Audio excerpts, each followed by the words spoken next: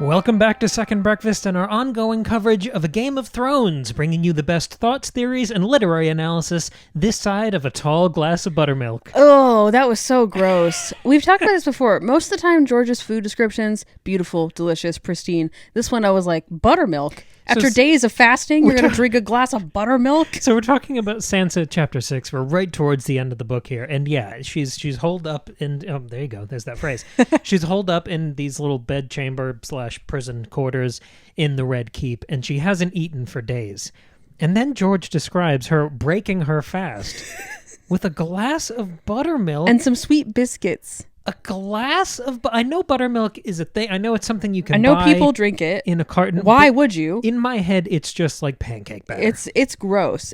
Have you ever tried it? No. It's like sour and weird. I wouldn't be able to record for a month. I'd still be horrified. I'm going to throw my cousins under the bus. They don't listen to this. Your buttermilk cousins? They grew up drinking glasses of buttermilk, and I was always like, what the fuck? Are they tall? Do they have strong bones? No, they're both tall, so maybe that's part of it. I don't know, but I remember thinking, "What the hell?" I was not a buttermilk boy. Neither was I. So anyway, welcome back to Buttermilk Podcast. Second buttermilk with Kim and breakfast. She had a buttermilk breakfast. She did. Okay. We have to be... So what happened? I have to make fun of this chapter because it's the saddest thing I've ever heard. It is. So I'm going to give you a recap of this chapter, tell you what went on. Spoilers for everything in the books and the show. Yes, and then we'll break it down and have some fun, lighthearted discussions about Sansa's happenings. Okay, so as you said, she's up in her tower. It's the aftermath of Ned's death. Spoiler, R.I.P. And she has basically been sleeping and crying and refusing meals. But when I read this to myself in my preparation, I read it as screaming, crying, throwing up, which is kind of what's also going on. She's not... Screaming, crying, chugging buttermilk. Yeah, right. As you might expect, Sansa's not doing well. She's having dreams about Ned. She's having nightmares about Sir Ilyn coming to kill her. Mm-hmm. She's even thinking about jumping from her window, but she can't get herself to do it. She's not doing well. Days have passed, and Joffrey barges into her room and tells her to clean up, get dressed, and accompany him to court. And this is where she first gets to, face Joffrey after Ned's death. And she basically, has it out with him and says, what the hell? I asked you to be merciful. I thought you loved me. What's going on? I don't want to marry you. And he's just being, a real shit to her. And he says, well, actually, I was merciful because if your father had been any other traitor, I would have had him, flayed. But I gave him a clean death, which is so mean. With his own sword. Yeah, right. And Sansa just looks at him and says, I hate you. And so Joffrey gets his knight, Sir Meryn, to hit Sansa across the face, or across her ear, and it bleeds. Because Cersei has taught him that he's not supposed to hit his own wife. Right, so he gets his knight to do it for him. So he delegates. And so that kind of obviously shakes her. Yeah. Basically he says, get dressed. And so Joffrey leaves the room, and as he's leaving with his knight Sir Meryn, the Hound is also with him. The Hound kind of stays behind. He lingers, and he says to Sansa, save yourself some pain and give him what he wants. And Sansa asks, what is it that he wants? And the Hound says to be pretty, to smile, and to love him and fear him. And so she takes a bath, drinks some buttermilk, gets dressed, and goes to the throne room. And Joffrey is there just being his regular nasty self. He has some thieves' hands cut off. He does some awful shit. And afterwards, Joffrey takes Sansa up to the battlements. And because he says to her, I want to show you what happens to traitors. Oh, and she, at first, she knows what's happening, but she doesn't want to go up. But she knows she kind of has no choice. She's going to be either dragged up there or she's going to walk up there. So she goes up. And Joffrey forces her to look at the head of her dead father up on a spike. And at this point, Sansa just kind of goes numb, and she just kind of looks without really feeling anything. And this is very disappointing to Joffrey. I think he wanted a nice big reaction from her. And Joffrey also says to Sansa that her brother Robb is also a traitor, and so he's planning to raise a host and go kill him himself and bring back his head to Sansa. Sansa has a moment, and she says, maybe my brother will give me your head. And Joffrey, again, has Sir Meryn hit her, but this time twice right across the face. And it makes her lip bleed. It's pretty awful. And so Sansa basically is again, numb and terribly upset all at the same time. She has a moment where she considers pushing Joffrey off the battlement, even if it means she falls down with him. But then the Hound kind of steps between them, preventing her from doing that, and he cleans up her blood on her face. And then Sansa just says, thank you. And the narration says, she was a good girl and always remembered her courtesies. And that's where it ends. Yeah. This is maybe the saddest thing I've ever read. It's so devastating to see. It's 7 pages long, and it's just this, remember, 11-year-old girl just totally going through it and having the worst time ever. It was so sad. It's harrowing. And again, I know we always talk about Ned's death itself being sort of the mission statement for the book, but there were a couple lines, just they were in italics, there were lines, kind of thoughts in her mind that felt like another round of theses within this book. And there are no heroes. And then the follow-up a little bit later, as she's chewing on this idea, she thinks, in life, the monsters win. And I wanted to start there because this felt like such an escalation. There's a moment in the chapter where Sansa says it felt like she looked at Joffrey and saw him for the first time. And obviously we know he's evil. We've known he's evil. We've always known it, yeah. But again, for the past 10 years, in our heads, we've had the knowledge of everything he does later. We've seen that unbelievable, great depiction of him in the HBO show. Right. So when you see him, even on the page here, you think of the totality of the character across more than one medium. Yeah. It felt like such an escalation here in his cruelty, in his bloodthirstiness. And in the way he's doing it in front of Sansa, because a lot of his stuff he had done either when Sansa wasn't really looking or paying attention, or like in moments where she's very clouded by her own love for him, or, you know, what she thinks is love for him. But I don't think it felt, for being such an escalation, I don't think it felt rushed or discordant or sudden or unearned. No, it just felt like he was being a little more honest now. Like he'd stopped putting on a show for her. And I think that's why I wanted to talk about these kind of thesis lines. Specifically, there are no heroes. I just wanted to spend a second kind of meditating on that line, because my first question was, is that line just about Ned's death? There are no heroes. Is she just referring to and thinking about her father in that moment? I don't think so. I mean, for me, this chapter feels like a dramatic world shift, or shift in worldview for Sansa. Like her entire way of thinking about the world, which was through this lens of fairy tales and songs and like romance with a capital R, has completely fallen apart and turned on its head. And now she's kind of swung in the opposite direction. So I think even if it's hard, because like when you're an adolescent girl, like a preteen girl, even a teenage girl, everything is so dramatic in your head. I mean, I think it's true for all young people, but everything feels like the end of the world. Everything feels like the best thing that's ever happened. Like everything is everything. And so for her in this moment, I think even if it is just about Ned's death, for her, it's about everything. I agree. Does that make sense? And I think in the same way he is being cruel in a way that he has repressed so far, I think this chapter is also showing, like you said, that worldview opening up and her connecting all these dots. I don't think it's just Ned's death that she's referring to. Like you said, when she says that line, there are no heroes. I think it's also about Joffrey's betrayal. Totally. Remember, we started with this fairy tale kind of storyline of her being betrothed to the handsome prince, and now he's got worm lips, and it's Joffrey's betrayal. It's Rob's chances, as much as I'm sure she loves her brother. Right. How much are you going to believe in, what is he, 15? Yeah. Against like Tywin Lannister's military might. Right. It's also about King Robert's death, because Sansa doesn't really know the true King Robert. She just knows, hey, this guy's friends with my honorable dad, so he must be honorable. Sure, yeah. I mean, there were moments where she was, I think, disappointed in how unkingly he was, but I don't think she thought of him as an evil person. It's still part of that disillusionment. Yeah, I mean, even her, like, respect for and admiration and love for Cersei. Like, there's even a moment in, like, midway through this chapter where Joffrey says, like, my mother thinks you're stupid. And that surprises Sansa. Like, even up to this point, she was like, but the queen was always so nice to me. Like, she's still surprised that that's another layer of the spell is being broken. It's also in her last chapter, we saw Barristan Selmy being fired from the Kingsguard. And that was such an obvious injustice. That was such an affront to her sensibilities. It's the fact that someone like the Hound can be in this role. It's kind of an undefined, I don't know, he's kind of a manservant, but for bodyguard. He's kind of a knight. Functionally, he's a knight. And the fact that he could be in that position is, again, shattering to a certain worldview and idealism.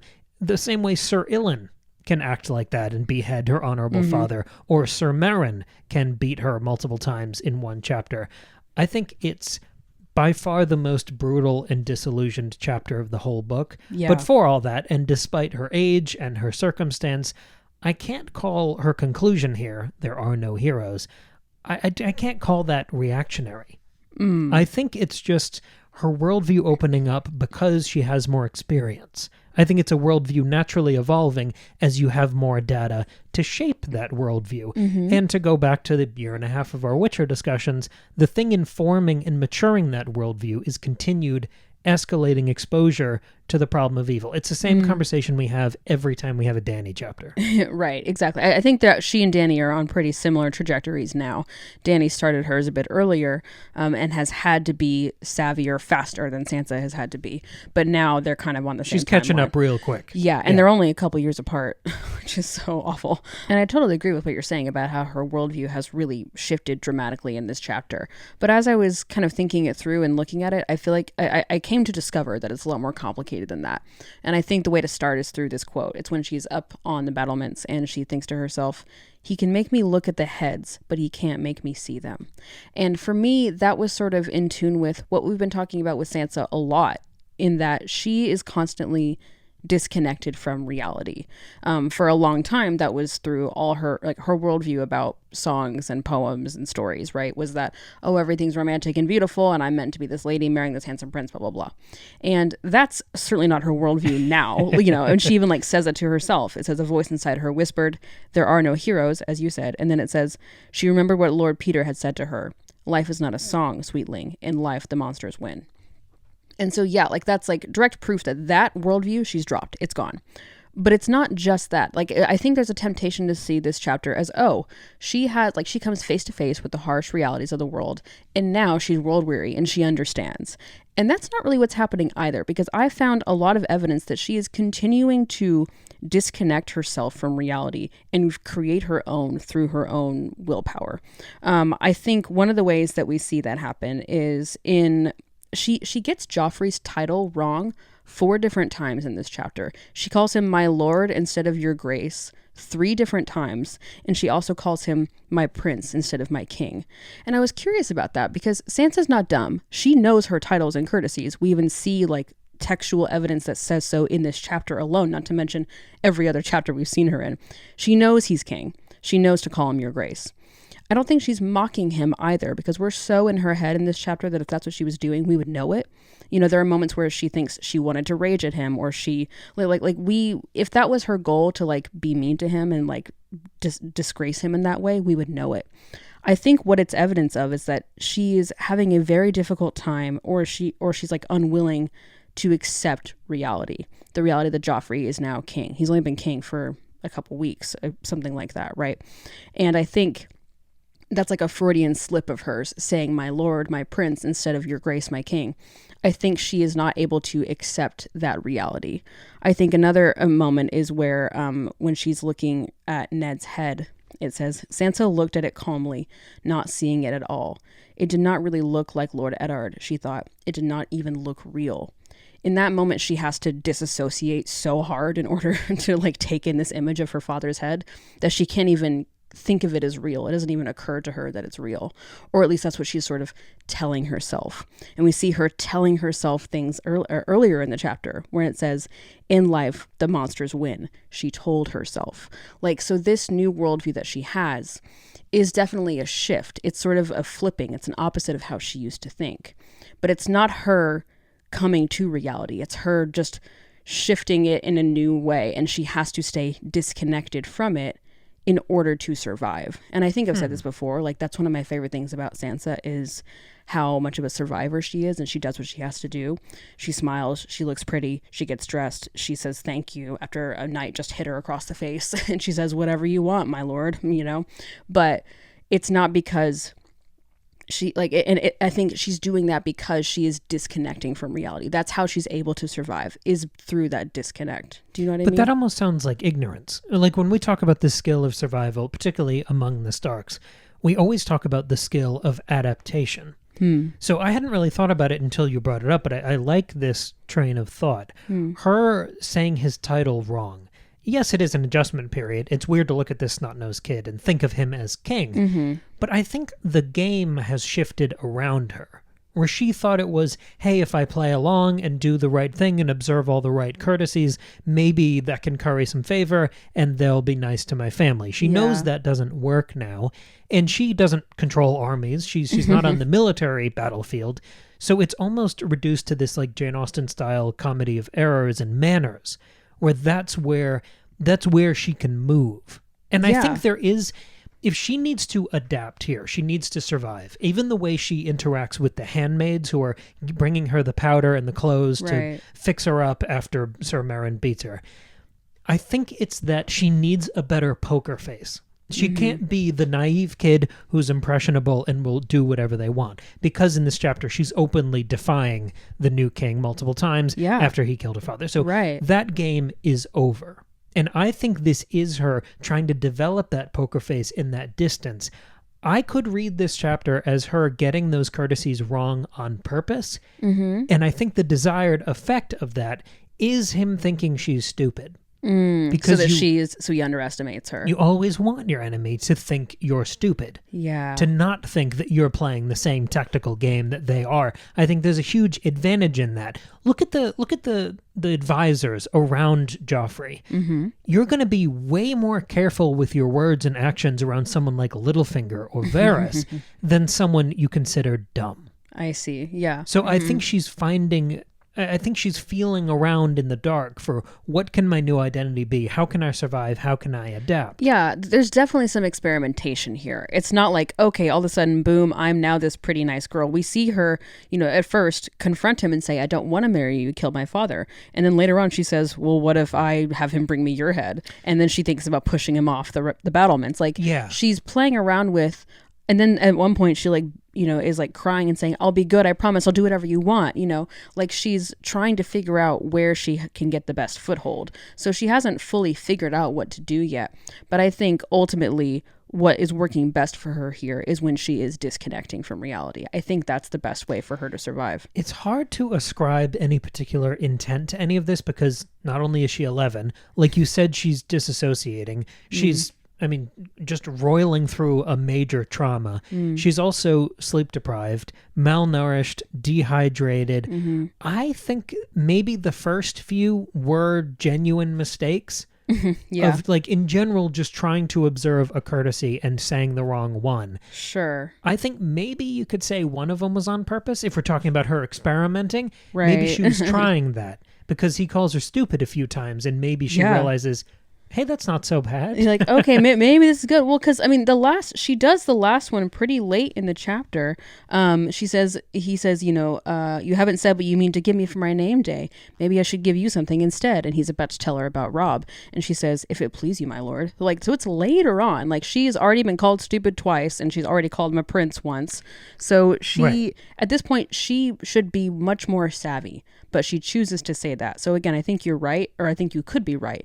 Maybe she is playing around with it, or she is it's this like more subconscious disconnection that I could be talking about as well. It's not just sarcasm. No. I agree. It's something much more mercurial and interesting. Yeah. Yeah. And it's so interesting that it's like she's continuing to bend and forge her reality, but it used to be with the backdrop of fairy tales and now it's with the backdrop of horror stories. Like it's a dramatic shift, but she's still doing the same thing because she's still the same person. And before, the way she navigated the world was by pretending her life was a fairy tale. That's not working so well. So now she's pretending her life is living hell and she's got to just like go along with it. Like it's interesting. It's like Disney fairy tales versus Brothers Grimm fairy tales. Yeah, exactly. She's like, we're German that kind. folk tales. You're in one. Yeah. Yeah, it's so sad, and I'm really curious to track and see how she continues to disconnect and survive in this really interesting and terribly devastating way. Me too. It's incredibly subtle character work, but it's incredibly rewarding too. The next thing I want to play with is I want to eat my words a little bit because I was reminded of something we talked about for weeks on end after Robert Baratheon died. It was this strange phenomenon where it felt like after he died, off screen, off page, when he was gutted by that boar, it felt like for the next 4 or 5 chapters he just kept dying. Yeah. Because the news spread, obviously, through the kingdom, through our cast characters, through our POV characters. Right, we had to see everybody find out. Right. And that's usually something that authors, all storytellers, avoid, that sort of redundancy. But if you do it this many times, obviously it's for a reason. And seeing the reactions, the way everyone processed that news was fascinating and was character work for everyone who heard. And I think we're starting to do that again here. But in concert with the way we talked about Ned, even before he died, the, 55, whatever it was, chapters before he died, every couple chapters, you and I were like EMTs calling it. It's like, here it is. These are the chapter where he really dies. Yeah, right. So you have that constantly before he dies. And now this is the third chapter after the beheading, and it feels like he's died each successive chapter again. I see. So you have it from both directions. And I think the overall effect of that is almost this, I feel like I'm broadening this point every week because George keeps hitting it harder and harder. It's almost the endless deaths of Ned Stark now. It's this echo chamber almost throughout every chapter of the novel. It's forward and backward. It's symbolic. It's metaphorical. It's teased. It's prophesied. How many times did we have this discussion from every imaginable angle? And I think the question, as ever, is why? And what is the effect of that repetition? I want to throw it to you before I have some possible answers. Well, I mean, because it's interesting that this is with Ned's death, not somebody else, because Ned, as we said, is set up to be our protagonist, and so it is, of course, when you haven't read this before, shocking that he dies. So I think the fact that it's been, I mean, we talked about like the hints that he's dying or is dead are hard to parse out if you're a first-time reader, but they're there, and it almost makes you like really excited to find out how he's going to get out of it, right? And so then it is all the more shocking when he does die. And so I think having us relive or rediscover that he's dead through different POVs is like over and over hitting you with it and forcing you to process your main character is dead now. Yeah. And like, what does that mean for everybody else? And what does it mean for you, the reader? How do you process it? How could you process it through an 11-year-old girl versus, a 7-year-old boy versus, a 9-year-old girl? Like it's interesting. Or even that guy from the Night's Watch who grabs Arya and runs her out of the room. Yeah. Yeah. It's this ongoing reckoning almost. And I think, it's very counter to like somebody like Tolkien, for example. Like the best comparison is Boromir because it's Sean Bean. But when Boromir dies, it's a beautiful moment. I mean, it's obviously very sad, and it's beautiful when they give him his little funeral. They send him off in the boat. But then it's like never spoken of again. They have to move on. Like, because that story is just doing something different where we're focusing on the larger journey. We're still character focused, but we're much more focused on the larger meaning and implications of the story and the movements that the characters are doing. And so we don't spend a lot of time grieving Boromir. We don't spend a lot of time reflecting on him. I mean, it's not like he's never mentioned again, but we don't get chapters and chapters of let's reflect and react to this death of our friend. Like that doesn't happen. Same with Gandalf's death too, right? And so it like they have to move on because the journey continues and they have to move on. Versus here, not that the story doesn't continue because it does, but like our characters are trapped in it. Like Sansa's literally trapped in her grief. Like she's like just forced to live through it over and over again. Bran is trapped at Winterfell. He literally can't move. He's paralyzed, right? Arya is trapped in a different way. We won't see her until the next book, but she's like forced to watch and then not watch and is then pulled away from this thing. So it's just a different kind of story. So we spend a lot of time on it. It's interesting. Totally. No, I'm glad you broadened it out like that, because as we get to the end of the book here, obviously we're going to do our normal retrospective that we do at the end of any series like this. But I'm coming to the conclusion here, which, we might revise in the coming weeks. But I think this ongoing endless death of Ned Stark thing, I think it's becoming almost the singular Game of Thrones distillation. That we are endlessly expanding and contracting this landmark event. Before, after, during, it's always a subject of conversation. Totally. But when I say that it expands and contracts that singular event of Ned's death, I wanted to explain that a little bit. Okay. I think it makes Ned's death larger because we talk about it so much, because you end up extrapolating that event and investigating what it means. What does Ned Stark represent? Is it the death of honor and justice and all these other conversations we've had? But I think it also makes the event smaller because he's ultimately just one man against an ever-expanding cast. And as we see in this chapter, when we follow Joffrey through a day in court, dismissing everyone's problems and not metering out anything like fairness or justice, this cascade of injustices. So it becomes a bigger and smaller event. It's one of many. But it's always on the tip of our tongue. And after a year of talking about ghosts and philosophy and death, I find myself becoming almost numb to it. And I think it's perfect that I'm feeling that now, because that's exactly where Sansa ends up at the end of this, which is her final chapter of the book. Right. It's not just great narrative structure. It's this unbelievable control of the reader's emotion and subconscious. I was going to say, like, it's attunement to how we're feeling, or I guess maybe he's making us feel that way. But yeah, it's really impressive. That's a great way to put it. We've had 6 chapters of Sansa, which feels like not many at all, but they've all been so rewarding. And it almost feels like kind of stages of grief, obviously not mapped perfectly, but the last chapter with that ultimatum and her begging and bargaining in court for her father, that felt like that bargaining stage. Yes. And this chapter is this mangled version of acceptance, where she's disassociating. Yes. And I love that as kind of a map for her arc. And it makes me so excited to see where she's going to go in Clash of Kings. Me too. But thinking about this image, because this chapter is full of such great images and the character work is just simmering and exploding underneath, the head on the spike. The show does it so well. They create this great version of Sean Bean's head. I was watching this scene in my head when I was reading it, because they captured this scene really well. Like, some of the scenes they have to like blend together or skip, but this one they like fully do, and it's such a good scene. And it got me thinking about one of the other kind of, I don't know, something we've played with, these ongoing theories and analyses we've had for over a year now. And that was Macbeth. Because as we get to the ending of the book, I'm reminded of the end of Macbeth. Of course. Where you have the winners come into power. Maybe this is just me. I never trusted Malcolm. He's like my least favorite character in Macbeth. I just don't trust him at all. I don't think he passes the smell test. That's funny. So when they kill Macbeth, when Macduff kills Macbeth, and then Malcolm comes into power and gives this grandiose speech at the end about his future and his kingdom, I always find that bitter.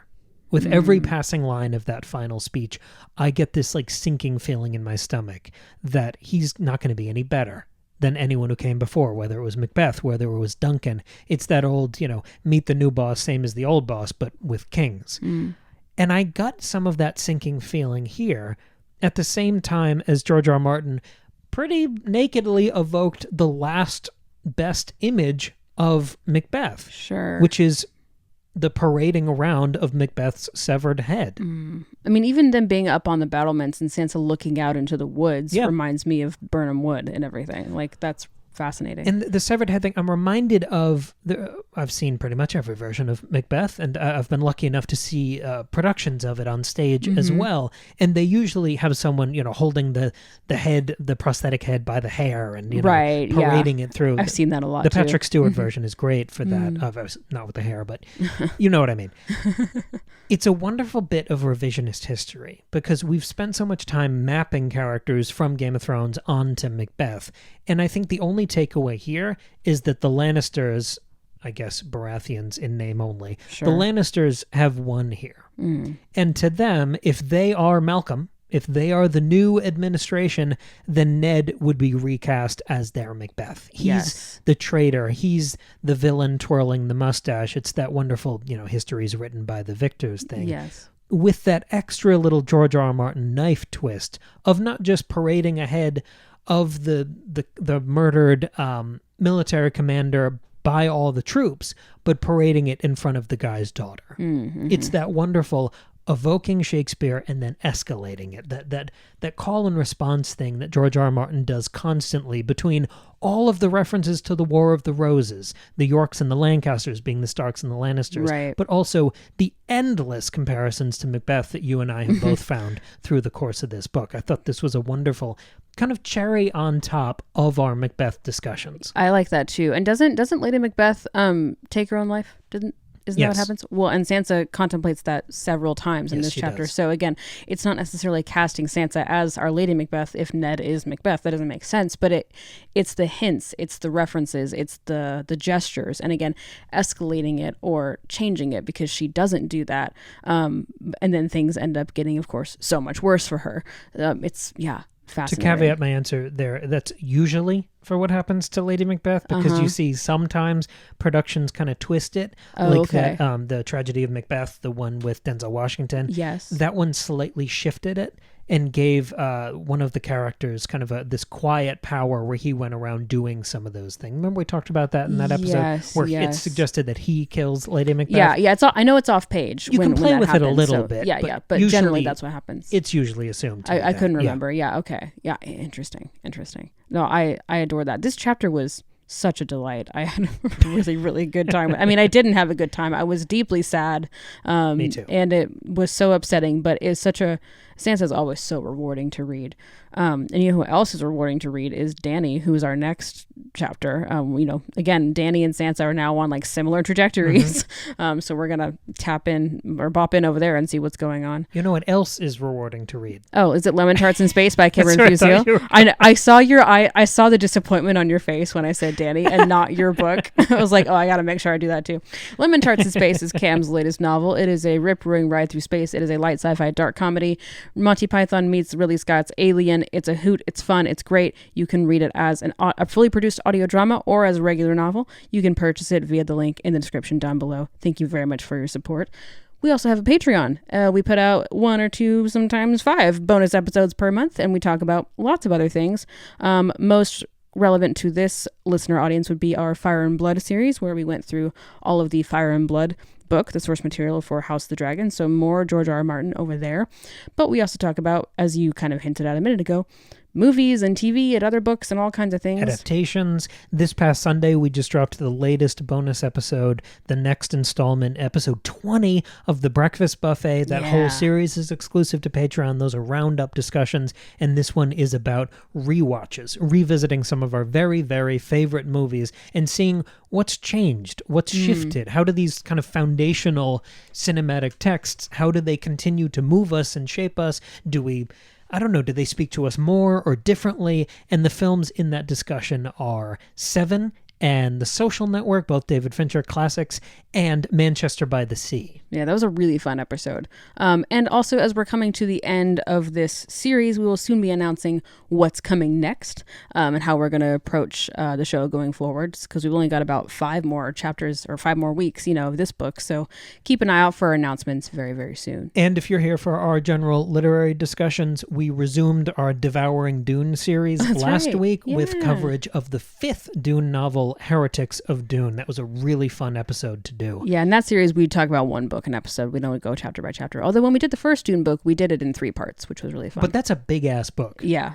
Functionally, it's a book episode. Yeah, and they're all spoiler-free, by the way, so do check that out as well. Which is more and more difficult. I imagine. They're spoiler-free because I didn't read them and Cam did. So they're really fun discussions. They're very different from this kind of discussion, but also very similar. Anyway, it's a fun time. Cool. Well, thank you all very much for listening. Please let us know what you thought about this chapter and where the story's going and anything that we discussed. If you're on YouTube, just comment down below. Otherwise, send us an email, secondbreakfastpod@gmail.com, or shoot us a DM on Instagram @secondbreakfastpod. We really do love to hear your thoughts and keep the discussion going on and offline. Thank you all so much, and we'll see you here on Tuesday with another brand new episode.